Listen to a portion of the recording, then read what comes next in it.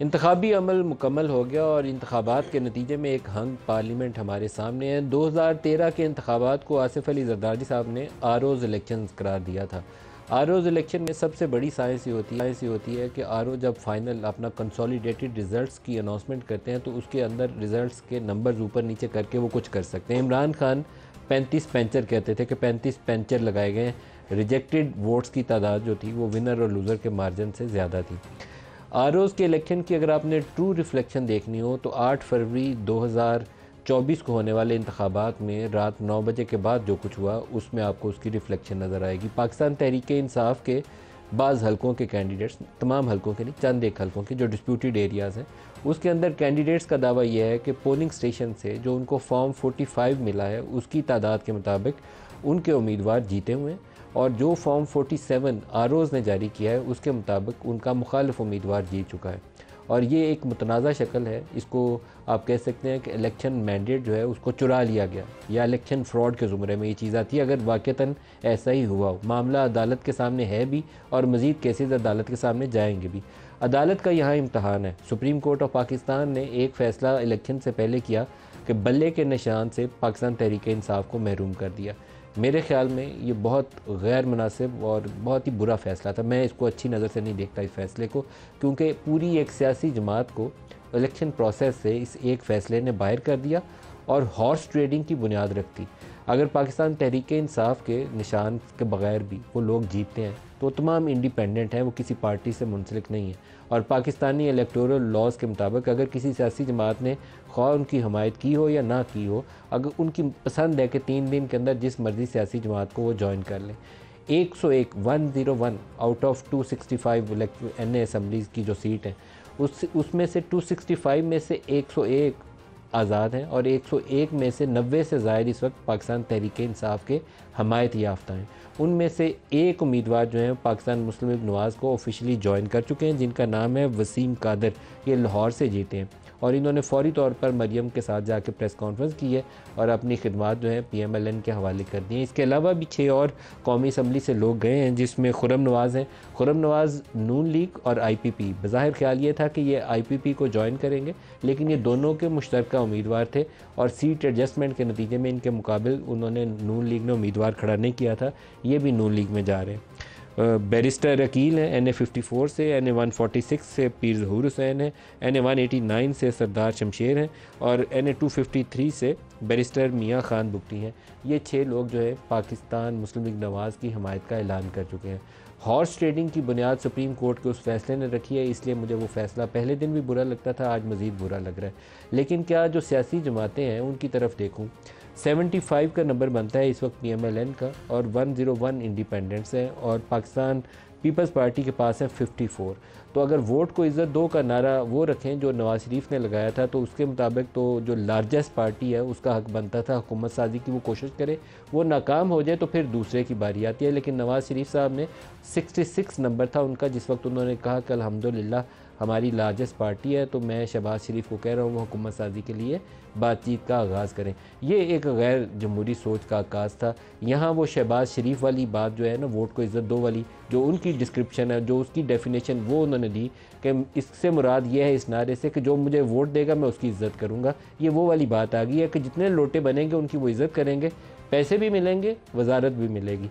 लेकिन ये तरीक़ाकार पाकिस्तानी सियासत को ये मालूम नहीं कहाँ लेकर जाएगा। ज़्यादातर रात को जब आरोज़ का इलेक्शन, मैं इसको क्यों कह रहा हूँ, जब इंतखाबी नताइज रोके गए तो बाज़ हलकों से मैंने मुख्तलिफ जो लोग पोलिंग एजेंट्स थे या उम्मीदवार के बहुत करीबी थे उनसे मैंने चेक किया तो बताया ये गया कि कुछ लोगों से ये एक्चुअल अब पोजीशन है, ग्राउंड रियलिटी है, ये कुछ लोगों से इंतखाबी अमल के दौरान PMLN और पाकिस्तान पीपल्स पार्टी में शामिल होने के एफिडेविट्स साइन करवा लिए गए थे कि अगर जीतेंगे आप तो आपने नून लीग में जाना है या आपने पाकिस्तान पीपल्स पार्टी में जाना है। बाज़ लोगों के मुताबिक इसकी तादाद 26 है और बाज़ लोगों के मुताबिक इसकी तादाद 42 तक है। ये मालूम नहीं मुझे कि दुरुस्त नंबर कौन सा है।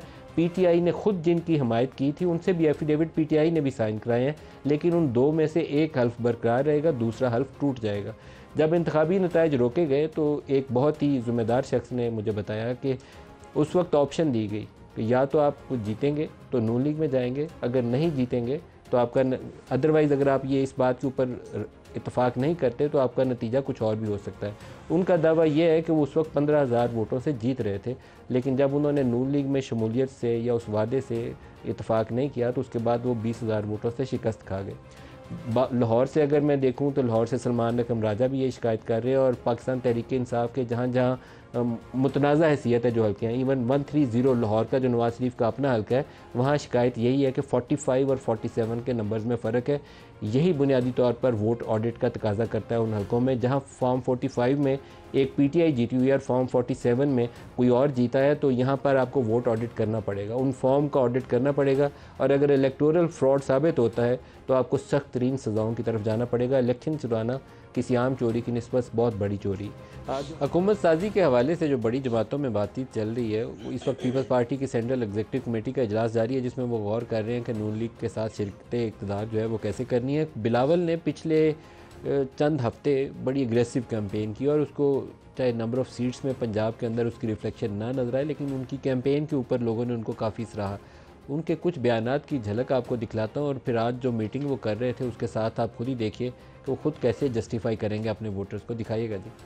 हुकूमत अगर बनना है तो इंशाअल्लाह ताला पाकिस्तान पीपल्स पार्टी इंडिपेंडेंस के साथ मिलकर हुकूमत बनाएंगे। ये शेर वाले कायदे हिज़्ब इख्तिलाफ होंगे। अंग्रेजी में एक कहावत है कि fool me once shame on you, fool me twice shame on me. हम इंडिपेंडेंस के साथ मिलके हुकूमत बनाएंगे, वंस बिटन ट्वाइस शाय। जब हुकूमत से निकल आते हैं तो पूछते हैं कि मुझे क्यों निकाला।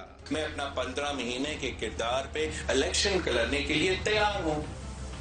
आप शहबाज शरीफ से पूछें क्या वो अपना 15-16 महीने के कारकर्दगी पे लड़ने के लिए तैयार है, या वो अपने मुंह छुपा रहे हैं। पीडीएम की हुकूमत में मसला ये था, मुआशी हालात बदतर होते ही मैं भी मायूस हुआ और इस मुल्क के नौजवान भी मायूस हुआ। आपने अब महंगाई लीग का भी असल चेहरा देख लिया है, वो शेर तो बिल्ली ही निकल लिया है। मियां साहब का जो पहले दौरे हुकूमत था, दूसरे दौरे हुकूमत था, वो आमिर से कम नहीं था। कोई और सियासतदान नहीं है जिनके हाथ साफ है। मैं वाहिद सियासतदान हूँ, मेरे हाथ साफ है। ना करप्शन का कोई दाग है इन हाथों पे, ना मेरे मुल्क के अवाम का खून है। जब बिलावल शहबाज शरीफ से गले मिल रहे होंगे तो यकीनन दोनों ने एक दूसरे से कान में पूछा होगा कि इस दफ़ा नतीजा किसने निकाला। मालूम नहीं जवाब क्या आया होगा।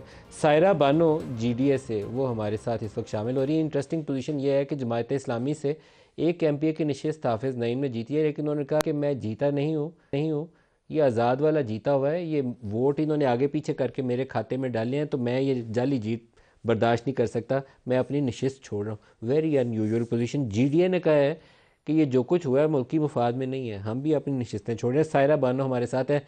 सायरा, बहुत शुक्रिया आप हमें ज्वाइन कर रही हैं। बताइए क्या हुआ है इलेक्शन के अंदर कि GDA इतनी परेशान हो गई। नितिन मलिक साहब, अगर आज आप पीर साहब की पूरी कॉन्फ्रेंस आपने सुनी है तो सब सवालों के जवाब आप बता दें। इलेक्शन में तो जो हुआ सो हुआ। पीर साहब ने बताया कि 2 माह पहले उनके पास कोई आए थे। कौन आया और था? उन्होंने कहा था कि उन्होंने नाम नहीं बताया, उन्होंने कहा वो बस नाम नहीं मैं बताऊंगा। अब आपको भी पता है कि कहाँ से आए होंगे लोग। और क्या कहा था उन्होंने? उन्होंने कहा था कि आप फंक्शनल एज ए फंक्शनल पे लड़े तो आपको 2 सीट नेशनल असेंबली की और थोड़ी सी आपको 3-4 MPS की मिल जाएंगी। तो फिर साहब ने इनकार कर दिया कि ज़ाहिर है GDA बना हुआ था। उन्होंने कहा था कि मैं अपने लोगों को धोखा नहीं दूंगा। फिर वो वापस आए और उन्होंने बोला कि अगर नहीं तो आपके नाम के आगे 0 लिखा हुआ है, GDA के सामने 0 लिखा हुआ है। और उन्होंने कहा कि MQM का क्या है, तो उन्होंने कहा MQM को 14-15 सीटें मिल जाएंगी क्योंकि उनका मुकाबला पीपल्स पार्टी से नहीं है, PTI से है। तो अब आप देख लीजिए कि जब 2 माह पहले हमें 0 बता दिया था तो अभी भी हमारा 0 ही है। तो ये फैसले कहाँ हुए और किसने पैगाम पहुंचाया? और आपके ख्याल में अगर आपको वोट डले हुए थे तो वो वोट कहाँ गए, और रिजल्ट्स के फॉर्म 47 के ऊपर जो नतीजा आया वो कैसे तैयार हुआ? तब वो जो मेरा जो हल्का 10 था, मेरे जो वोट की तादाद थी वो 1,08,300 समथिंग थी। तो ये उस इलाके से उन लोगों से वो कहते हैं ना कि वोट निकालना बहुत बड़ी बात थी। तो जो फॉर्म 45 की बात करें तो ये उनको पूरी सहूलतकारी की गई थी। मतलब जहाँ मैं खुद गई थी वो सुबह 2 बुक्स नहीं थी, दोपहर तक वो 2 बुक्स उन्होंने कहा कास्ट भी हो गई, वोट भी कास्ट हो गए, और इस किस्म की चीजें हुई हैं। उनकी जो सहूलतकारी हुई है, क्योंकि हमारा पूरा फोकस उनके ठप्पे रोकने पर था, जो कि हम अल्हम्दुलिल्लाह उस पर 80% कामयाब हुए, लेकिन जो सहूलतकारी की है वो DRO ने की है कि वो जो बुक्स और वो जो थी वो बाद में ठप्पे लगाकर और सारा ये किया। वरना जो आवाम का मैंने देखा है, मैं सिर्फ इस वजह से नहीं गई। बिल्कुल ठीक है सायरा बानो, बहुत शुक्रिया। आरोज इलेक्शन सायरा ने रोज ने सहूलतकारी की। वलीद इकबाल साहब, हुकूमत साजी में PDM2 ये हमारे सामने है इस वक्त, जो कल एक दूसरे को ललकार रहे थे, दोबारा हुकूमत साजी के लिए सर जोड़ रहे हैं। आपको क्या नज़र आता है, क्या आप इसमें इस प्रोसेस में हिस्सादार हैं? क्या आप इस पोजीशन में हैं कि पीपल्स पार्टी को या और सियासी कुव्वतों को इंगेज करें या नहीं करेंगे? देखें जी, पहले तो आप सवाल के पहले हिस्से का जवाब तो मैं पढ़ के बता देता हूँ। जो अभी कोर कमेटी की मीटिंग के बाद प्रेस रिलीज़ आई है PTI की, उसके अल्फाज ये हैं कि अवाम के मैंडेट की खुली तौहीन करते हुए मुस्तरद शुदा गिरोहों के माबैन शर्मनाक बंदरबांट अवाम की राय और फैसले को जूते की नोक पर रखने के मुतरादिफ है। तो ये तो मेरा बतौर PTI तर्जुमान के फ़र्ज़ है कि आपको बताऊँ PTI का मौक़िफ़ इस बात पे क्या है। दूसरा, PPP की हिस्ट्री जो है उसमें पिछली मरतबा तो उनको हुकूमत 2008 में कोalition गवर्नमेंट उन्होंने बनाई थी, और जब बेनज़ीर भुट्टो साहिबा का असैसिनेशन हुआ तो उस के बाद जो प्रेस कॉन्फ्रेंस उनके शौहर ने की, जरदारी साहब ने, उसमें बार बार PMLQ को कातिल लीग कहा। लेकिन फिर चूँकि वो कोalition गवर्नमेंट में गए और उनको बहुत मुश्किल पड़ रही थी, MQM क्योंकि उनके पार्टनर थे, उनकी वजह से, और उनकी वो सीट्स से वो उनको अगर वो ना सपोर्ट होती तो वो गवर्नमेंट गिर जाती। तो कुछ हद तक तो उन्होंने बर्दाश्त किया, लेकिन फिर उसके बाद रातों रात जो है वो कातिल लीग जो है वो काबिल लीग बन गई, और फिर वो उनके नशिस्तें ज़्यादा थी। 40 मुज़ाकरात करेंगे हुकूमत साजी के लिए दूसरी कुव्वतों से? नहीं जी, अभी तक हमने जो आपके पास एक तो इलेक्शन से पहले का इमरान खान साहब के हवाले से दिया गया, जो वकला ने या उनकी फैमिली ने आके बाहर बताया था कि उनको उस वक्त, बल्कि नहीं, सहाफ़ियों ने उनको जब बात की, जो उनके बंद कमरे के ट्रायल में 2 सहाफ़ी या 3 सहाफ़ी जाते थे, उन्होंने पूछा था इसी बात, यही सवाल तो खान साहब ने पहले कह दिया था कि जी बिलावल भुट्टो बहुत बड़के मार रहे हैं, उनको चाहिए अगर हुकूमत बनानी है तो जाएँ अपने पुराने साथियों के पास हुकूमत जाके बनाएं, हम अपोजिशन में बैठेंगे, इनके साथ नहीं मिलकर हुकूमत बनाएंगे।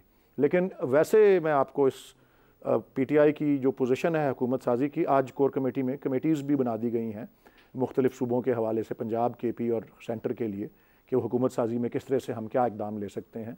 असल बात यह है कि जो आरोज़ का इलेक्शन या फॉर्म 47 वाला इलेक्शन जो आप कह रहे हैं, जिस पे मैं सलूट करता हूँ हाफिज़ नईम साहब को भी, कि जो उन्होंने अपनी सीट जो है उससे दस्तबरदार हो गए, क्योंकि वो कहते हैं मैं जानता हूँ कि फॉर्म 45 के हवाले से PTI वाला आदमी जीता हुआ है।